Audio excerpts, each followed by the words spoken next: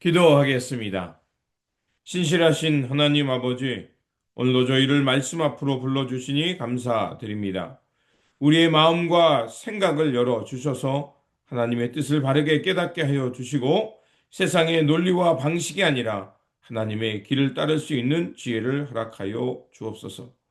이스라엘 백성들이 왕을 요구했던 모습을 통해 우리의 연약함을 돌아보게 하여 주시고 참된 왕이 되시는 예수 그리스도와 주님만을 의지하는 믿음을 허락하여 주옵소서.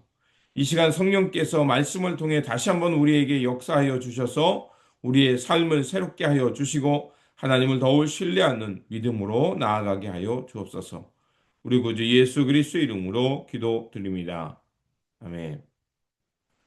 오늘 우리에게 주신 말씀은 사무엘상 8장 4절에서 9절입니다. 이스라엘 모든 장로가 모여 라마에 있는 사무엘에게 나아가서 그에게 이르되 보소서 당신은 늙고 당신의 아들들은 당신의 행위를 따르지 아니하니 모든 나라와 같이 우리에게 왕을 세워 우리를 다스리게 하소서 한지라. 우리에게 왕을 주어 우리를 다스리게 하라 했을 때 사무엘이 그것을 기뻐하지 아니하여 여호와께 기도하매 여호와께서 사무엘에게 이르시되 백성이 내게 한 말을 다 들으라. 이는 그들이 너를 버림이 아니요 나를 버려 자기들의 왕이 되지 못하게 함이라. 내가 그들을 애굽에서 인도하여 낸 날부터 오늘까지 그들이 모든 행사로 나를 버리고 다른 신들을 섬김같이 내게도 그리하는도다. 그러므로 그들의 말을 듣되 너는 그들에게 엄히 경고하고 그들을 다스릴 왕의 제도를 가르치라. 아멘. 오늘 본문 말씀은 이스라엘 백성들이 왕을 요구하는 말씀입니다. 사무엘상 8장은 이스라엘 역사에서 매우 중요한 전환점을 말해주고 있습니다. 지금까지 이스라엘은 하나님이 직접 다스리는 신정 정치 제도 아래 있었습니다. 하나님은 사사들을 세워 백성들을 인도하셨습니다. 그러나 오늘 본문에서 이스라엘 백성들은 더 이상 사사가 아닌 인간의 왕을 요구합니다. 이것은 단순한 정치 제도의 변화가 아니라 신앙의 방향이 바꾸어가는 사건임을 말하고 있습니다. 첫 번째로 지도자의 타락은 공동체를 흔든다는 것입니다.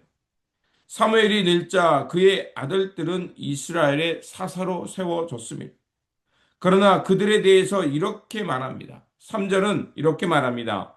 그들의 아들들이 그의 행위를 따르지 아니하고 이익을 따라 뇌물을 받고 재판결을 굽게 하니라.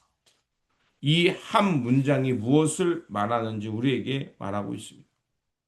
사무엘은 하나님을 경외하는 훌륭한 사사였습니다. 그러나 그의 아들들은 그렇지 못했습니다. 그들은 탐욕스러웠고 뇌물을 받아 불의한 재판을 했던 것입니다. 그러자 백성들은 실망했던 겁니다. 이처럼 지도자의 타락은 개인의 문제로 끝나지 않는다는 것입니다. 공동체 전체를 흔든다는 것입니다. 이스라엘 장로들은 이러한 상황을 보면서 큰 불안에 느꼈던 것입니다. 오늘 이 말씀은 우리에게도 큰 교훈을 줍니다. 지도자의 삶은 공동체에 큰 영향을 미친다는 것입니다. 교회든 가정이든 사회든 정직히 하나님을 경외하는 사람이 있어야 될 텐데 그들이 무너지면 공동체가 이처럼 흔들리게 된다는 것입니다. 그러나 중요한 것은 사람은 실패한다고 해서 하나님까지 실패하는 것은 아닙니다. 이스라엘은 지도자의 문제를 해결하기 위해 하나님께 더 나아가야 했음에도 불구하고 그들은 다른 선택을 했다는 것입니다. 두 번째로 사람은 하나님보다 눈에 보이는 왕을 더 원한다는 것입니다. 이스라엘 장로들은 사무엘에게 와서 이렇게 말합니다. 우리에게 왕을 세워 우리를 다스리게 하소서. 그들의 이유는 분명했습니다. 사사를 통해서 이 어려운 시대를 살기가 어려웠던 겁니다. 그래서 우리도 왕을 세워서 왕정 국가가 있었으면 좋겠다라고 말을 하고 있는 것입니다. 여기에는 두 가지 마음이 있었던 것이죠. 첫 번째는 불안과 두려움이었습니다. 사무엘은 늙었고 그의 아들들은 신뢰할 수가 없었던 것입니다.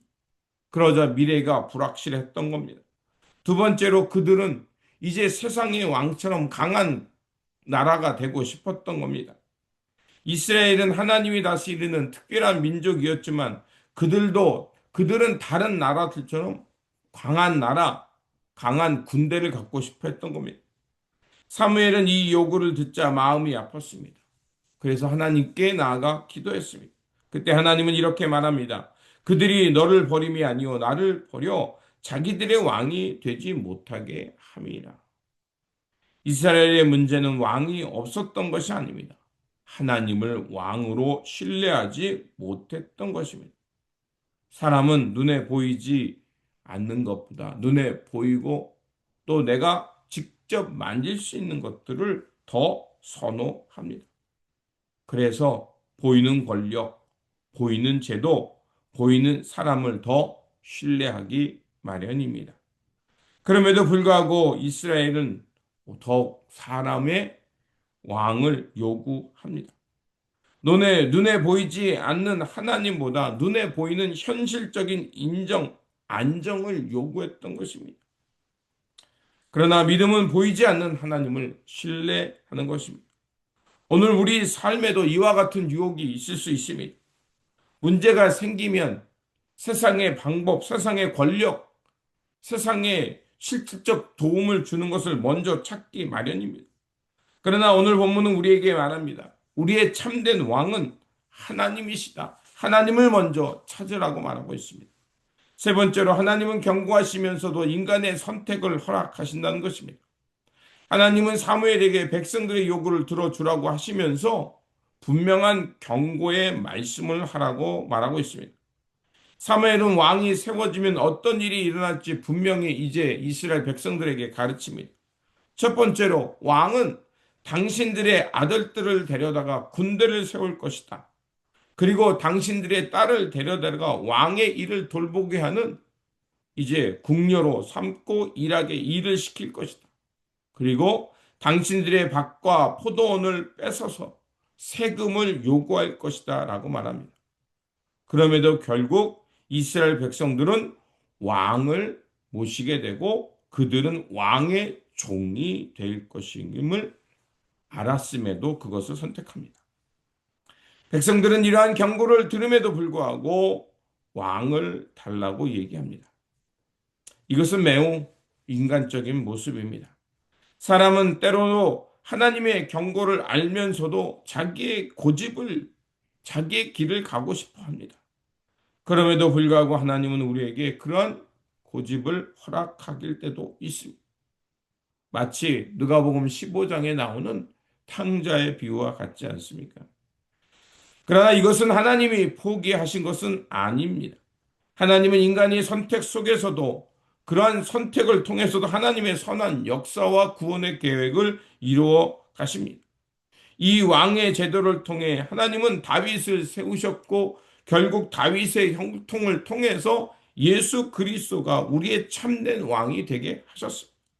인간의 실수 속에서도 하나님은 구원의 역사를 묵묵히 이루어 가시고 있음을 우리는 믿음으로 알아야 합니다. 그래서 사무엘상 8장은 우리에게 중요한 질문을 던집니다. 오늘 우리는 누구를 왕으로 삼고 살아가고 있는가? 이스라엘은 하나님 대신 사람을 왕으로 세웠습니다. 그러나 우리의 참된 왕은 오직 예수 그리스도시며 예수 그리스도를 통해 드러나는 우리의 삶의 모습, 우리가 살아가는 삶이 바로 예수 그리스도를 모시고 살아가는 삶이 되어야 한다는 것입니다. 그렇게 사람과 제도는 완전치 않지만 그러나 그럼에도 불구하고 하나님은 오늘도 이 땅을 다스리며 우리에게 하나님 나라를 향해 나아가도록 인도하고 있음을 믿습니다. 그러므로 무엇이 중요한지를 깨닫고 우리의 진정한 왕이 되시는 예수 그리스도를 우리 중심에 모시고 다시 한번 주님께서 보내주신 성령님의 인도하심 속에서 하늘의 뜻과 하나님 나라의 진리를 잘 분별하고 따라가는 저와 여러분들이 되시기를 주님의 이름으로 축원드립니다. 기도하겠습니다. 사랑의 하나님, 이스라엘 백성이 하나님 대신 왕을 요구했던 모습을 통해 우리를 돌아보게 하시니 감사합니다. 우리도 때때로 하나님보다 세상의 방법과 사람을 더 의지했던 것을 고백합니다. 우리의 참된 왕이 되시는 하나님을 다시 기억하게 하시고 어떤 상황에서도 하나님을 먼저 찾고 신뢰하는 믿음을 허락하여 주옵소서. 그래서 우리의 삶과 우리의 공동체와 우리 사회가 예수 그리스도를 왕으로 모시고 진정 하나님의 뜻을 따라 살아가는 공동체가 되게 하여 주옵소서. 우리 구주 예수 그리스도 이름으로 기도드립니다. 아멘.